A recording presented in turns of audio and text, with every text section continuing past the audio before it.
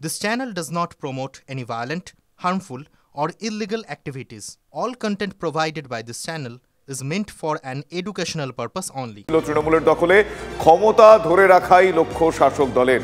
হিমাদ্রি আমার সহকর্মী এই মুহূর্তে আমার সঙ্গে রয়েছেন সরাসরি। হিমাদ্রি, এই বৈঠক অত্যন্ত গুরুত্বপূর্ণ, কেন তা বলার অপেক্ষা রাখে না, কিন্তু যেখানে বিভিন্ন জায়গায় দেখতে পাওয়া গিয়েছে গোষ্ঠী কোন্দলে জেরবার শাসক দল তৃণমূল কংগ্রেস, সেই বার্তাও আশা করি আজ যাবে।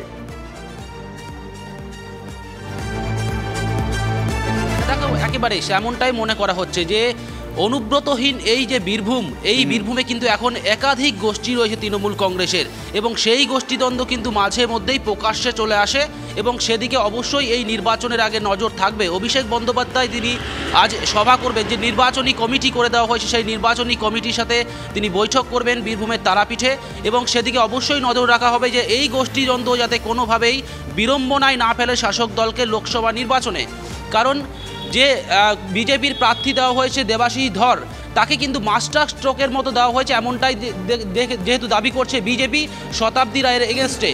অর্থাৎ কোনোভাবেই যাতে এই বীরভূম লোকসভা কেন্দ্র বা বোলপুর লোকসভা কেন্দ্র হাতছাড়া না হয়, যে কয়েক লক্ষ ভোটের ব্যবধানে জয়লাভ করে আসছে শাসক দল অনুব্রতর জামানায়, অনুব্রতহীন এই বীরভূমে প্রথম লোকসভা নির্বাচন, তাতে যাতে কোনো রকম কোনো গরমিল না হয় বা উল্টো কোনো বার্তা, ভুল বার্তা কর্মীদের মধ্যে না যায়, সব দিকে নজর রাখা হবে। এবং আর সে কারণেই জেলা কমিটি, কোর কমিটি বা নির্বাচনী কমিটি সকলকে নিয়ে আজ বৈঠকে সার্বিক স্ট্র্যাটেজি ফিক্স করবেন আজকে তৃণমূল কংগ্রেসের সেনাপতি। সে কারণে আজকের এই বৈঠক এই সময় দাঁড়িয়ে অত্যন্ত গুরুত্বপূর্ণ। ধন্যবাদ তোমায়।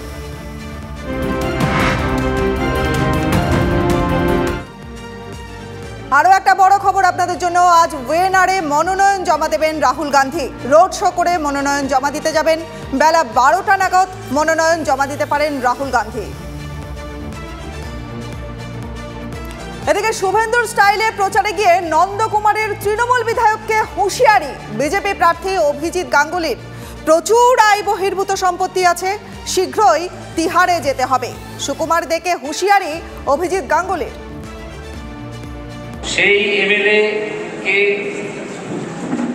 আমি হুঁশিয়ারি দিয়ে যাচ্ছি যে আপনি যদি দুর্বৃত্তপনা বন্ধ না করেন, যদি সন্ত্রাস সৃষ্টি বন্ধ না করেন, তাহলে আপনার দিন কিন্তু ঘনিয়ে এসেছে। এই এমএলএটির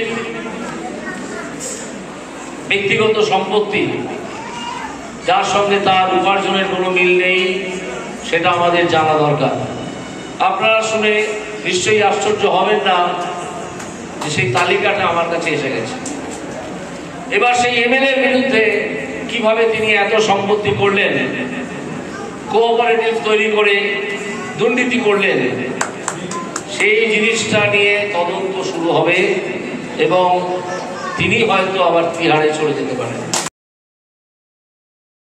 উনি নন্দকুমারের মাটি তো চিনেন না, জানেন না, তা উনি ওনার এন্ড দিয়ে বলেছেন, সবাইকে সমান ভেবেছেন।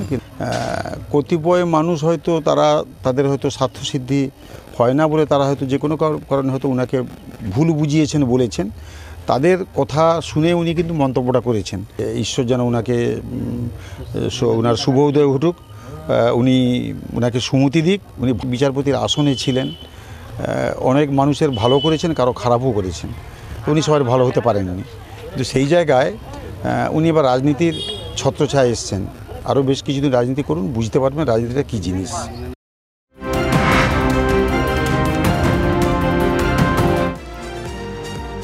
আরও একটি গুরুত্বপূর্ণ আপডেট, প্যানিক বাটন নিয়ে মন্ত্রীকে অভিযোগ রাজ্যের পরিবহন সংগঠনগুলির। অভিযোগ, প্যানিক বাটন টিপলেও পুলিশের সাড়া মিলছে না।